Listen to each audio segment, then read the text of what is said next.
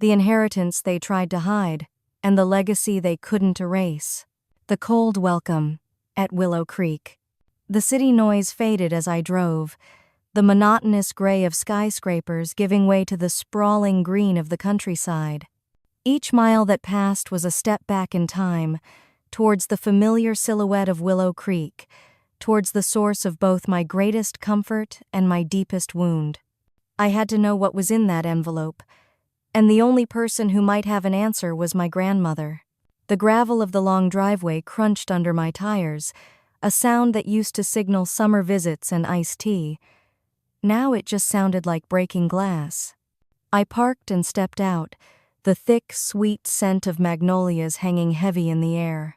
A memory, sharp and painful, of Grandfather Arthur cutting a blossom for me, telling me it was the scent of southern strength. On the porch, the wind chimes he'd made from old silver spoons tinkled, but their music was hollow, a ghost of a melody. It felt foreign, unwelcoming. I hesitated, my hand hovering over the heavy oak door for a long moment before I finally knocked. The sound was too loud in the quiet air. When the door creaked open, I wasn't met with the warm, wrinkled face I remembered. My grandmother, Eleanor, stood there, her posture as rigid as a statue, her face a mask of stone. Her eyes, once the same warm blue as the summer sky, were now chips of ice. "So," she said, her voice sharp enough to cut, "you finally decided to show up." The words hit me like a physical blow. I stood frozen on the welcome mat, my own voice trapped in my throat.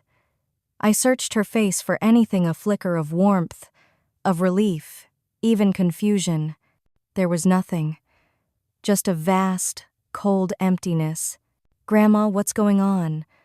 I finally managed, stepping over the threshold into the house, which felt thick with unspoken things. "They told me you were too busy," she said, her arms crossed tightly over her chest. "Too busy with your new life to be bothered with us." Her voice wavered for a second, a crack in the stone, before hardening again. "Your grandfather, Arthur, he asked for you, Alara. Every single day on his deathbed. He called for you." "That's not true," I choked out, my throat suddenly dry as dust. "I tried. I came by in March. I called so many times. Serafina, she was here. She said no one was home. She said you were resting and couldn't take calls." Grandma Eleanor's eyes narrowed, the icy surface cracking. "We were here, Alara. We were always here." The silence that followed was long and painful, filled with the weight of a dawning, monstrous truth. Then, without another word, she turned and disappeared deeper into the house. I followed her, my heart pounding a frantic rhythm against my ribs. The air inside felt heavy, like the walls themselves were holding their breath, witnesses to a long-running conspiracy. She returned holding a small, worn leather notepad, its pages soft with use. "This," she said, her voice tight, handing it to me. "This is the number he kept calling."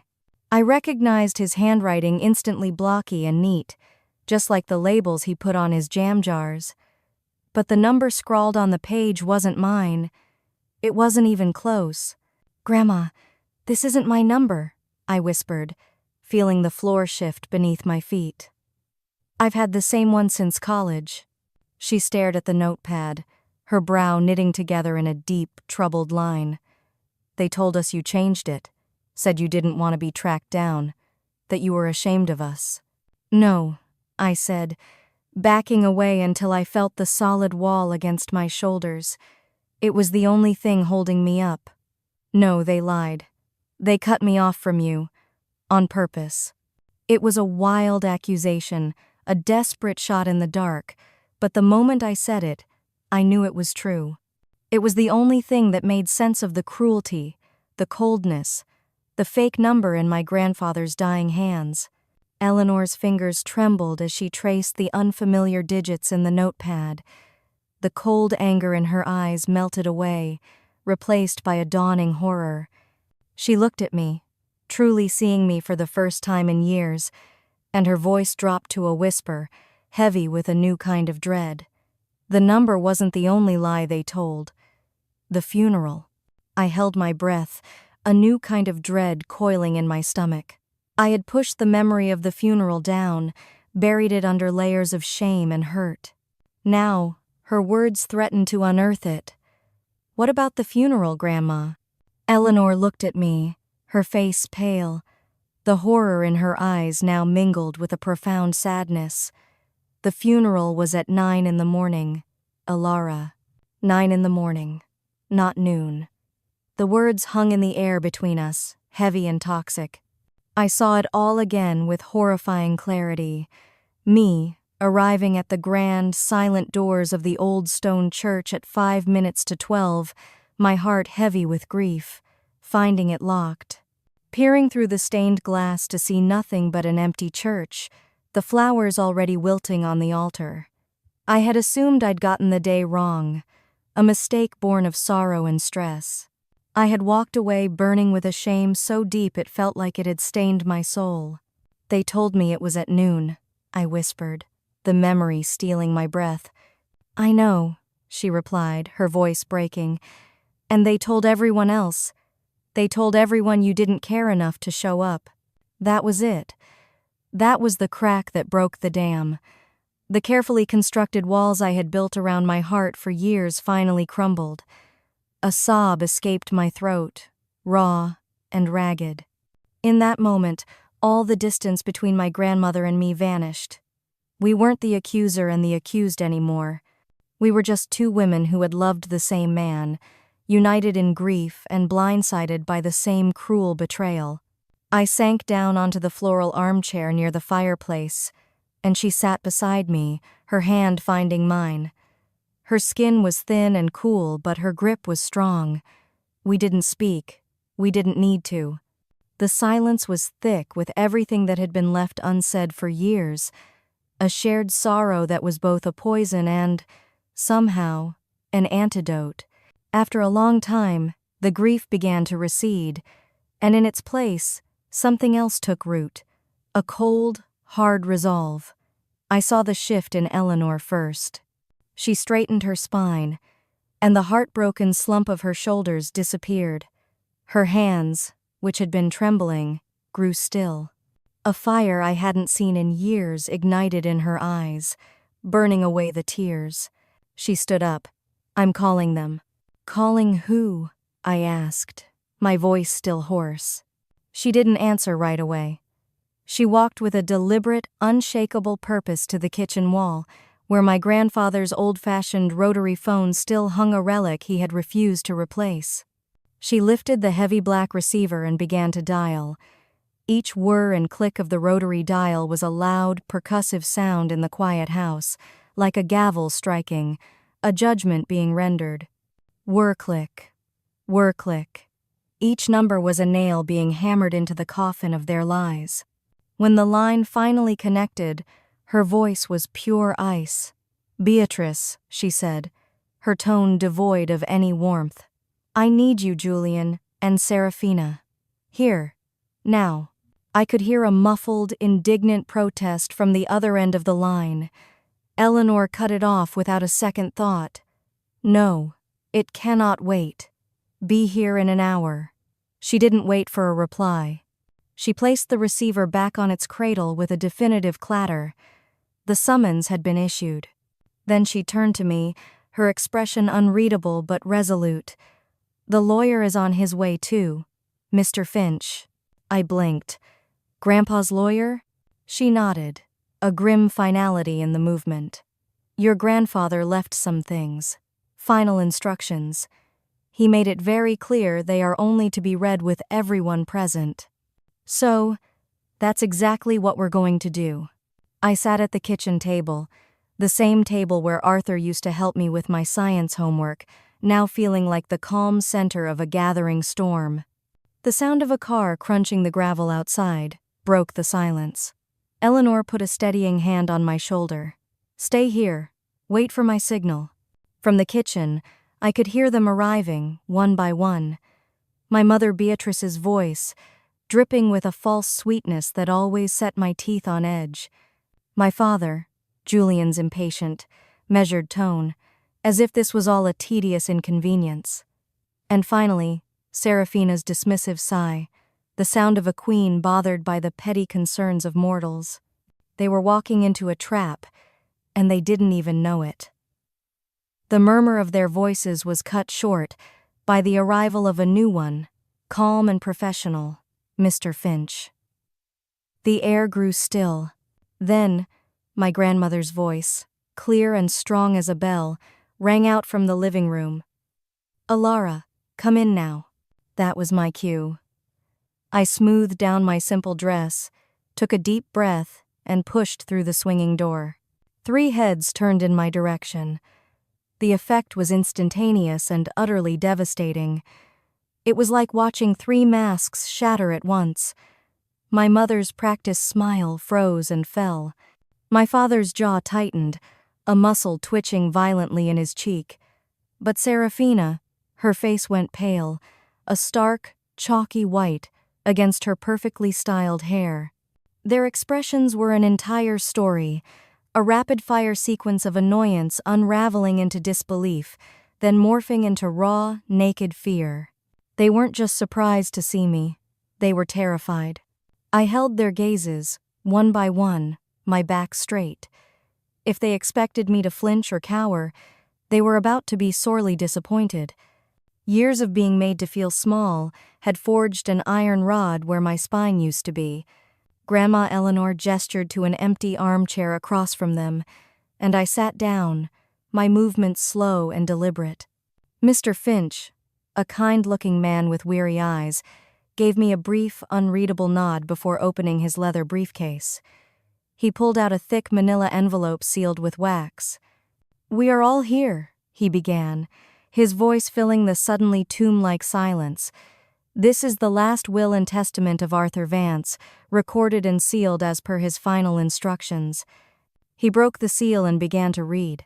His voice was a steady drone, outlining the first few bequests with professional detachment. "To my beloved wife, Eleanor, I leave our family ranch and all its holdings, along with sufficient funds for her comfort and care for the remainder of her life. She knows where to find the rest." Grandma didn't even blink. Then Mr. Finch turned a page. The air in the room seemed to thin, to tighten. "To my granddaughter, Alara Vance." He paused, and I felt 3 pairs of eyes burn into me.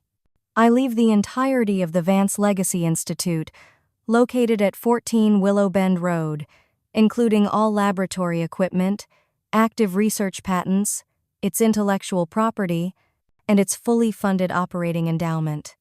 A sharp, strangled gasp came from my mother. Her eyes darted wildly between my father and Seraphina. I kept my hands folded calmly in my lap, my heart a steady drum against my ribs. Mr. Finch continued, his voice unwavering. "And finally, the remainder of my estate, including all financial holdings, stocks, and retirement funds, shall be divided equally between my 2 granddaughters, Alara Vance and Seraphina Vance." There it was, a bomb, dropped quietly and elegantly into the center of the room. The explosion that followed was anything but. "What?" Seraphina shot to her feet, her chair screeching against the hardwood floor. Her face was twisted into a mask of pure fury. "He gave her the institute? The entire facility? That's insane." Her voice cracked, raw with disbelief. She whirled on our parents, her finger trembling as she pointed at them. "You promised me. You said it would all be mine. You said if I just played the part, smiled and visited and acted like the perfect granddaughter, that everything would come to me." The confession hung in the air, ugly and exposed. My father's lips thinned into a white line. My mother stared at the Persian rug as if praying it would open up and swallow her whole. "There is more," Mr. Finch said calmly, raising a hand to quell the chaos. He looked directly at me. "Mr. Vance also wrote a personal letter to Miss Alara Vance. He requested it be read aloud here, in this room, in front of the family." Serafina let out a bitter, choked laugh, but no one joined her. The room was dead silent, the air thick with dread and anticipation. All that was left was my grandfather's final word. Serafina slumped back into her chair, defeated. Julian and Beatrice stared at the floor, refusing to meet anyone's eyes. My grandmother handed the worn, folded letter to Mr. Finch. "He made me promise," she said softly. All eyes were on the lawyer as he carefully unfolded the paper that held my grandfather's last words. The lawyer cleared his throat. The only sound was the ticking of the old grandfather clock on the mantel. He began to read, and the voice that filled the suffocating silence was not his, but Arthur's. "To my dearest Elara, if you are hearing these words, then I am no longer by your side, but my belief in you remains, stronger than ever." The words hit me like a warm wind, a sudden validation that made my chest ache. You were always the quiet one, the observer, the thinker, the one who asked why when everyone else was content to simply accept. In a family that never learned to honor yours, you built your own truth. I felt something shift inside me. It wasn't rage, not revenge, it was recognition. Finally being seen. "I saw you," the letter continued, and my vision blurred with tears. "I saw you at 7 years old with that little notebook, the one on honeybee communication, tracking how long it took raindrops to fill a glass on the porch. I saw how your face lit up when you discovered patterns in what others only saw as chaos. I also saw how that light dimmed when your mother would brush you off, or when your father would change the subject every time you shared something you were proud of. I heard my mother let out a sharp, choked inhale. I didn't look at her. Serafina was easier for them," Mr. Finch read, his voice steady. "She sparkled in all the ways they understood. But you, Elara, you glowed in ways they couldn't translate.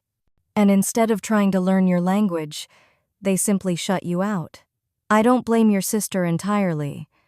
She played the part they handed her. But you wrote your own role. And that, my girl, takes a courage they will never comprehend." A single tear slid down my cheek. I didn't wipe it away. "I remember the day you won your first science fair. You asked me to hide the trophy because you said, 'Maybe if they don't see it, they'll stop looking at me like I'm someone else's child.' My heart broke that day. You deserved celebration, Elara, not invisibility. I know your parents told you they paid for your education, your trips to science camps. That was another lie. I paid for every cent of it, finding scholarships and grants so you could fly, so you could grow. You were never a burden. You were the legacy I was proudest of. And while I can't undo their damage, I can give you something that is entirely yours. A place to build freely, without apology, without their shadows constantly looming over you." Mr. Finch finished reading and slowly folded the letter. The silence that followed wasn't empty. It was heavy with everything that had been revealed. Clarity. That was the word. I cleared my throat, and my voice when it came was surprisingly steady. "I remember that science fair," I said softly. "Mom was at Serafina's dress rehearsal. Elara, this isn't the time to rehash the past," my father started, his voice strained. "No," I said, and my voice sharpened, honed to a fine point by years of silence. "It's the only time. Because all I ever got from you was a question. Why can't you be more like your sister?" I turned to Serafina. "And from you? Every time I had something to be proud of, you treated it like a personal threat." "Oh, please," Serafina scoffed, finding her voice. "You disappeared for years. You're the one who walked away." "No," I snapped, standing up. The quiet girl was gone. I was cut off. "You told Grandma I didn't want to see her. You gave Grandpa a fake number and made sure none of his messages ever reached me." "That isn't distance," I said, my voice ringing with the power of my newfound truth. "That's erasure." The confrontation escalated, with Serafina calling me a Sad little genius. I just smiled slightly. Number, I get this, because I earned his love honestly. And that's the one thing you never understood. Love isn't a performance. At this, Eleanor stood, her decision made. Eleanor stood, and the force of her quiet movement silenced the room more effectively than a shout ever could. She walked to the center of the living room, a frail woman who suddenly seemed to possess an unshakable core of granite. She looked not at her son, my father, but directly at my sister, her eyes filled with a chilling clarity. "I regret," she began, her voice low but carrying to every corner of the room, "that Arthur left you anything at all, Serafina." My sister flinched as if struck. "You played the role he assigned you," Eleanor continued, her gaze unwavering. "But it was never love. It was a transaction, and I am ashamed, truly ashamed, that I was so blind I didn't see it sooner." She then swept her gaze over all three of them, my mother, my father, and my sister, a single indictment that erased a lifetime of history. Her next word was simple, absolute, and delivered with the force of a slammed door. "Leave," my mother gasped, her hand flying to her pearls. "Mother, you can't possibly." "Out," Eleanor said again, her voice harder now. "You are not welcome in this house. Not anymore. Now." For a moment they just stared, suspended in disbelief, as if they couldn't process a world where they weren't in control. Then the spell broke. Serafina, her face a mask of ugly fury, snatched her designer handbag and stormed out, her heels striking the polished wood floors like gunshots. My parents followed in her wake, stunned and muttering about legal challenges and their rights. And for the first time in my life, they left a room unable to take anything of value with them. The front door didn't slam. It clicked shut with a quiet, profound finality. The tension drained from the room so quickly it left me lightheaded. The air, once thick with lies and resentment, was suddenly light, clean, and free. I stood rooted to the spot, unsure what to do or feel. My grandmother walked past me and sank slowly onto the sofa, her hands, which had trembled with rage just moments before, now resting calmly in her lap. "They'll come back," I said, my voice barely a whisper. "They always do." "Maybe," she replied, looking around the room as if seeing it for the first time. "But this time, we don't have to let them in." It took a while for the weight of that simple statement to sink in. We don't have to let them in. Later that evening, as we sat on the porch watching the fireflies begin to dot the twilight, Eleanor told me more. "You know," she said, her voice soft, "Arthur started planning that research annex 5 years ago, long before he even got sick." I looked at her, startled. "He told me he wanted you to have a space," she continued, her eyes distant with memory. "A space that didn't require anyone's permission to be yourself." I felt the tears before they came. Not the hot, angry tears of the confrontation, but quiet, clean tears of release. That night, for the first time in over a decade, I stayed in my old childhood room. The wallpaper was faded, the mattress too soft, but when I lay down and looked up, they were still there. The glow-in-the-dark constellations my grandfather had so patiently helped me stick on the ceiling, making sure we got Orion's belt just right. He hadn't even questioned why a 9-year-old girl would insist on scientific accuracy for her bedroom decor. He just smiled and handed me another star. Lying there, I realized the house didn't feel haunted anymore. The ghosts of old hurts and cutting words were gone. The house felt reclaimed. The next morning I brewed coffee and brought 2 mugs to the kitchen table. Eleanor folded her newspaper and gave me a tired but genuine smile. "So," she asked gently, "what now?" I looked out the window at the sunlight breaking through the magnolia branches. For the first time in my life, I didn't feel like I had to run or prove or explain myself to anyone. I felt visible, I took a sip of coffee and knew exactly what my next step was. "I think I'll go see it," I said. The annex. Standing on the porch the next morning, cup of coffee in hand, I looked out over the fields. For the first time, I didn't feel like an outsider. I felt like I was home. And now, it was time to see the other home he had built for me. The address on the deed led me not to a sterile corporate park, but down a dusty country road that wound through fields of tall grass. At the end of it stood a beautifully converted barn with wide wooden beams and a tin roof that gleamed in the morning sun. It looked less like a laboratory and more like a dream. But inside was magic. The space had been completely transformed. The east wall was now a soaring panel of glass, flooding the room with warm, natural light. Gleaming stainless steel tables were neatly arranged with untouched lab equipment microscopes, centrifuges, and data tablets still in their plastic wrap. Shelves lining the walls held unopened boxes, each one labeled with my name in my grandfather's familiar blocky script. It was a cathedral built for curiosity. In the exact center of the room, on a large oak workbench, sat a single object, my childhood notebook.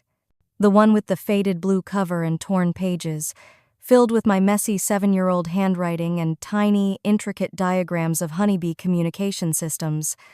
The one I thought I'd lost forever during a college move. My knees almost gave out. He hadn't just built me a lab, he had built a home for my mind, and in its center, he had placed the very first stone. Over the next few years, I didn't just build a research facility. I started planting something new in better soil. I recruited 2 brilliant, stubborn graduate students from my university, friends who believed, like I did, that science could still be human. We worked. We made mistakes, cried over rejected grant proposals, and celebrated small victories with cheap pizza. And we kept showing up. I unlocked the doors every morning to a place that didn't ask me to be anyone but myself. A place where my intensity wasn't something to apologize for. It was from this foundation that we launched the Little Scientist Initiative, a program for quiet, curious, overlooked kids in rural schools. We gave them their own notebooks and told them to write down the things the world didn't understand. 3 years after the will reading, an email landed in my inbox. It was from a lawyer representing Serafina. The subject line was short: request for visit. My first instinct was to brace for a fight, another legal challenge. But the woman who arrived at the annex was someone I barely recognized. Gone were the designer clothes and perfect hair. She wore a simple coat that was a little too big for her shoulders, and her face was free of makeup. She walked into the lobby slowly, almost hesitantly, as if she didn't want to take up too much space. Her eyes landed on the portrait of our grandfather that hung above the reception desk. "He always knew who you were," she said, her voice quiet. "Even when I didn't. I could have said 1,000 things. I said nothing. I just nodded." "I'd like to see it," she said. "The work. What you've built." I gave her the tour. She was quiet, asking simple, honest questions. When we reached the student display wall, filled with photos from our Little Scientist Initiative, she stopped. She looked at the faces of the kids, proud and smiling, holding their own notebooks. When she turned to me, her voice broke. "I don't expect you to forgive me. I wanted to see it." She never apologized with words. Not directly, but she started to show up. Twice a year now, Serafina volunteers for our youth science camps.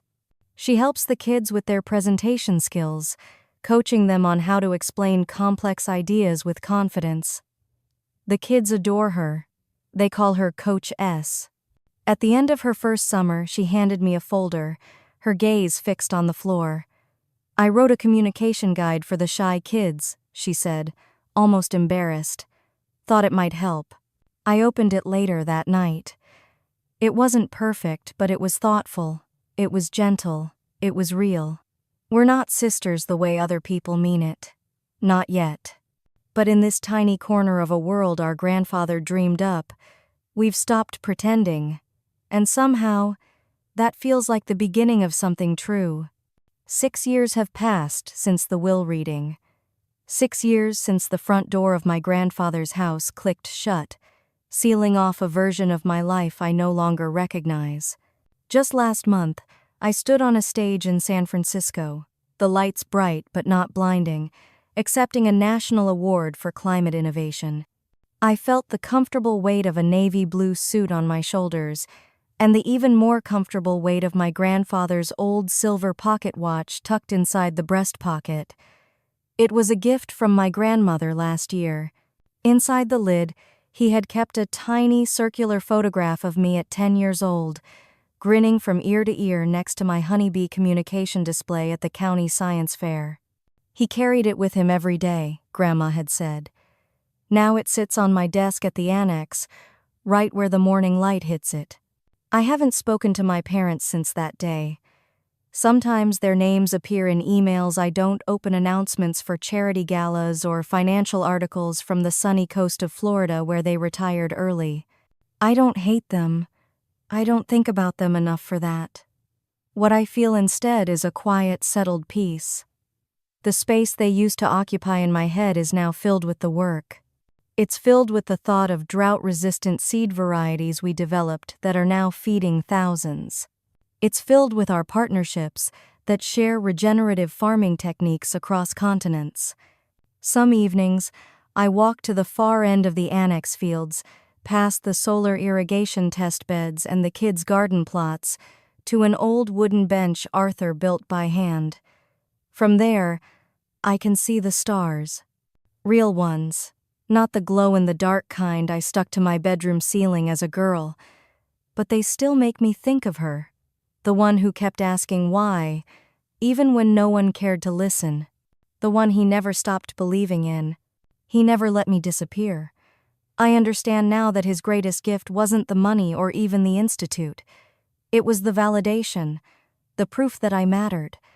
I've learned that legacy isn't a monument you build or a name you carve into stone. A true legacy is a map.